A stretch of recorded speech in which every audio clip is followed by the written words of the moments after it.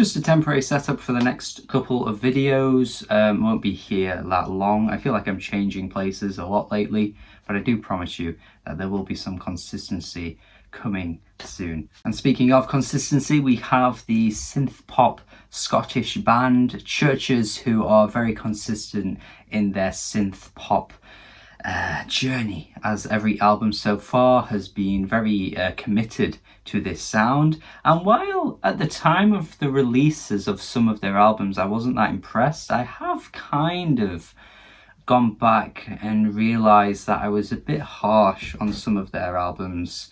And they're actually a lot better than I gave them credit for. I actually think Every Open Eye is a very pretty album. It does the job really well. I don't think every track is a smash hit or anything like that, but I think its glossy presentation really carries the album nicely and just creates such a blissful, dreamy synth pop album that I think actually generally they're pretty good at nailing. When it comes to modern acts that are doing this sound, they're certainly one of the perhaps few that are doing this justice. And like I said, I think I was a bit harsh on them before. And this new album here, Screen Violence, is another album that I think is just adding to their really strong catalogue so far. I quite like the opening track, Asking for a Friend, which is something that's always been a bit of like a jokey thing to say. Like, you know, you might say it as, oh, I'm just, you know, asking for a friend, but it actually refers to you.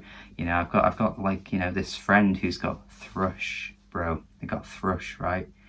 And, you know, I'm just asking for a friend.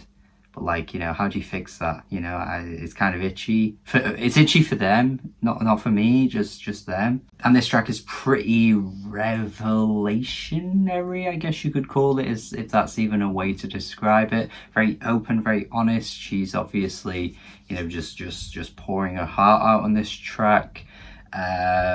Sure, you can kind of see that there's been mistakes made along the way, but generally she's able to at least recognize that the mistakes were made, and, you know, it's time to kind of just unleash them. It is good to see people do that kind of thing, just willing to sort of admit that they did those things, and it's time to kind of just say, look, I've got to own up to it. I think this track does that pretty well. I think the synth breakdown is fantastic. It's explosive. It's a beautiful moment. Honestly, there are some tracks that really crescendo into these like explosive, you know, just synth heavy moments, and they really come together when they do these. Honestly, they nail it. The instrumentals flourish. The vocals sound really lovely. Honestly, once again, I think I was underappreciating Lauren's voice. Actually, I think she has a very expressive voice, and I think the kind of Scottish twang that seeps through in some of the lines is pretty adorable, honestly. I think the second track does a similar thing to the first one with the way it kind of builds towards the end, but it does it pretty satisfyingly. But I think tracks like California have got to be commended in how life-affirming they sound. Honestly, just a beautiful track, this one. They really push the music on this one. It's way more beauty driven compared to some of the other tracks that are just kind of like clashing synths, but I just love the way they just develop the instrumental here to just make it so heavenly. It's what got me falling in love with Hatchie's music. Sure, the influence of Cocteau Twins is pretty clear. Even you could even say it's pretty clear with CHVRCHES music, but I think anything that it reminds me of Hatchie, I think, is just fantastic, because the bliss in Hatchie's music is just to die for, and this track emulates that. It's not all like that though. I think Final Girl kind of embodies a bit of like a badass streak in the chorus. I feel like this track just really it goes for something a bit different. There's a bit more of a swag in Lauren's voice. I can't really quite explain it, but it sounds cool to me. It's almost like the chorus is trying to montage, like, you know, a girl boss movie, but not like a cringy girl boss movie that you see on Twitter as being like, you know, this film is like so good because this woman did this.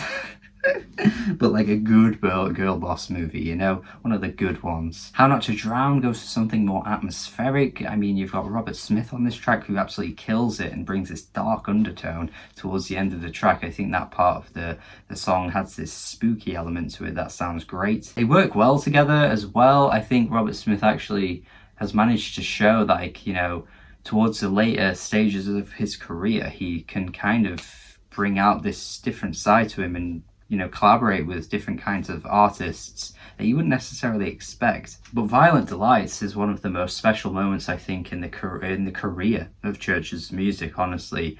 I really think this track just pushes the beauty even further than some of the earlier tracks like California. Like, holy shit. It feels like they're on top of a mountain on the chorus, and it's just like the end of the world. They're screaming into the void.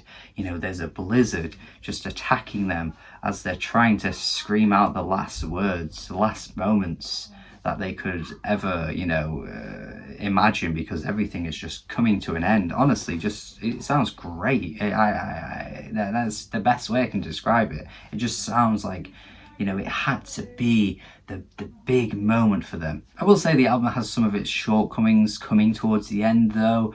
I do think Good Girls is pretty generic lyrically, especially in comparison to those huge moments towards the start. It just kind of gets into a bit of a rhythm and sort of settles in it towards the end. I feel like the tracks kind of just sound a bit more like standard synth pop ones. Certainly felt that way about Nightmares too. I mean, you're certainly not getting anything new on this track that you hadn't already got before, even in some of their earlier albums, especially lyrically too. Just feel like you could make this a bit more of an engaging lyrical theme, but they don't really do that. But that's not to say, you know, the great moments aren't great, because they really are. But I think just in comparison, or by comparison, some of these moments just feel a little standard for what they're doing. I do like Lullabies though. I think this is actually one of the better ones towards the end. Not to say that these tracks towards the end are bad, by the way. I just think they're not as good, not as strong. But I do think Lullabies is pretty well written. I like the idea of, you know, saying like, you know,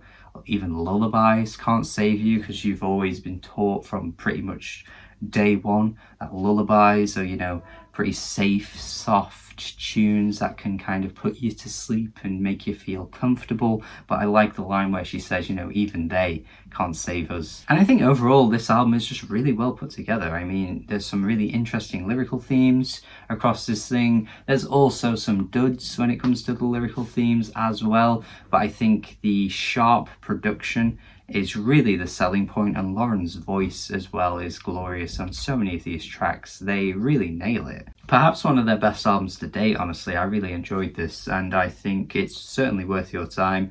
And yeah, 7 out of 10 from me. Thank you for watching my review. Do hope you have a good day as well. Thank you as always. Do subscribe if you haven't already. Let me know your thoughts in the comments if you have heard this album.